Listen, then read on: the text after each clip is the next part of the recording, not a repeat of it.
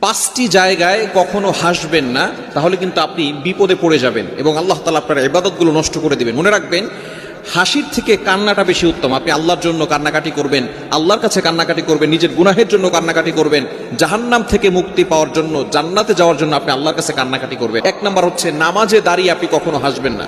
নামাজে যখন আপনি দাঁড়ান তখন আপনি আল্লাহর সামনে দাঁড়িয়ে আছেন।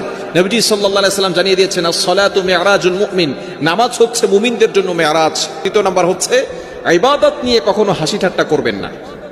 তৃতীয় নাম্বার হচ্ছে, মুনাজাতের সময় কখনো হাসি ঠাট্টা করবেন না। চার নাম্বার হচ্ছে, কারো চেহারা দেখে হাসি ঠাট্টা করবেন না।